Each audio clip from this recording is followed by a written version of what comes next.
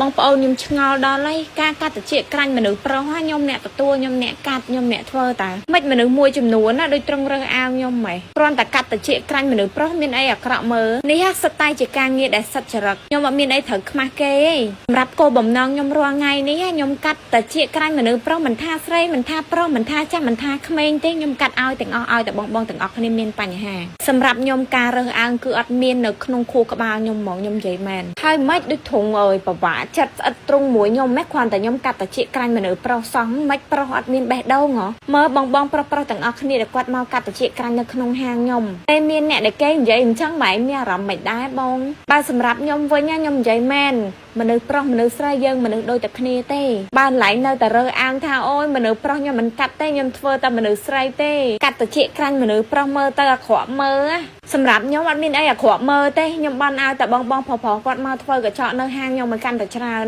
ខ្ញុំនិយាយឲ្យត្រង់ហើយខ្ញុំនិយាយអស់ទៅបងប្អូនការកាត់តិចក្រាញ់មនុស្សប្រុសងាយស្រួលកាត់ជាងមនុស្សស្រីទៀតហើយពីច្រើនណាបងទាំងអស់គ្នាដែលគាត់មកហាងខ្ញុំគឺគាត់មានអារម្មណ៍ថាគាត់អត់មានសម្ពាធមកកន្លែងខ្ញុំគាត់ថែមទាំងមានអារម្មណ៍ថាអូយមានទំនុកចិត្តធ្វើស្អាតមានអនាម័យហើយជាងរុះរាយទៀតហើយដែលគាត់មកហាងខ្ញុំគឺមានអារម្មណ៍ថាគាត់មានទំនុកចិត្តហ្មងហើយគាត់ happy សប្បាយចិត្តនៅក្នុងការមកធ្វើតិចក្រាញ់នៅក្នុងហាងខ្ញុំមានអាជីពកាត់តិចក្រាញ់មិនថាប្រុសមិនថាស្រីរហូតដល់ឥឡូវនេះដោយសារតែខ្ញុំមានគំនិតគិតមួយថាអញ្ចេះខ្ញុំមិនកាត់ទេមានអ្នកណាគេកាត់ឲ្យគាត់បើគាត់ឈឺបានពីណាព្យាបាលឲ្យគាត់យើងមានជំនាញខាងហ្នឹងហើយយើងត្រូវតែទទួលទាំងអស់ទាំងប្រុសទាំងស្រីតែម្ដងក្នុងគំនិតខ្ញុំអត់ដែររើសអើងទេមនុស្សប្រុសខ្ញុំនិយាយមែនព្រោះពេលដែលគាត់មកហាងខ្ញុំម្ដងគឺមានអារម្មណ៍ថាក្នុងចិត្តគាត់គឺគាត់ភ័យគាត់ខ្លាចគេមិនទទួលខ្លាចគេមិនកាត់ឲ្យព្រោះដោយសារឥឡូវនេះជើងគាត់កំពុងតែមានបញ្ហាខ្ញុំមិនអាចពេលដែលឃើញភ្ញៀវមានបញ្ហាអញ្ចឹងហើយ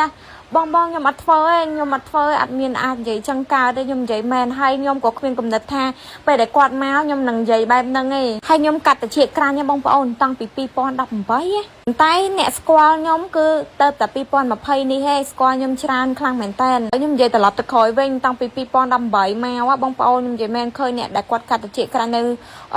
ហាងផ្សេងគេមកហៅមកខ្ញុំអាណិតណាតែពេលខ្ញុំកាត់ផុសក្នុង TikTok ដបងអីអញ្ចឹងណាបងប្អូនមិនសូវហ៊ានបើកចំហនិយាយរឿងកាត់តិចក្រាញ់មនុស្សប្រុសទេខ្លាចអើយបងគេគិតថាខ្ញុំហ្នឹងអូយមនុស្សប្រុសក៏កាត់ដែរខ្លួនឯងស្រីចាស់ចេះខ្មាស់គេតែខ្ញុំខ្លាចគេនិយាយបែបហ្នឹងដាក់ខ្ញុំឲ្យបានខ្ញុំអត់សូវបញ្ចេញតែឥឡូវនេះបានផ្លាស់ប្ដូរគំនិតខ្ញុំតាំងពី2020មករហូតដល់ឥឡូវខ្ញុំទទួលកាត់តិចក្រាញ់មនុស្សប្រុសហើយខ្ញុំនិយាយនៅក្នុងវីដេអូក្តែងថានៅក្នុងហាងខ្ញុំកាត់តិចក្រាញ់មនុស្សប្រុសដែរអញ្ចឹងបងបរោះដែលគាត់កាត់តិចក្រាញ់បងប្អូនអាចមកបានបាច់អៀនបាច់ខ្មាស់ហេកន្លែងនេះបងប្រុសគឺមានច្រើនខ្លាំងមែនតើសឹងថាភាគច្រើនខ្ញុំបង្ហាញស្អកជើងមនុស្សប្រុសទាំងអស់ចង់បងទាំងអស់គ្នាមកដោយមិនបាច់ភ័យខ្លាចទេថាជើងខ្លាំងកម្រិតណាម៉ាក់បេឡាអាចកាត់បានព្យាបាលបានទាំងអស់បីតែឥឡូវនៅតែមានអ្នកគាត់រើសអើងចង់ប្រាប់បងប្រុសថាអ្នកណារើសអើងបងប្អូនអាចមកហាងម៉ាក់បេឡា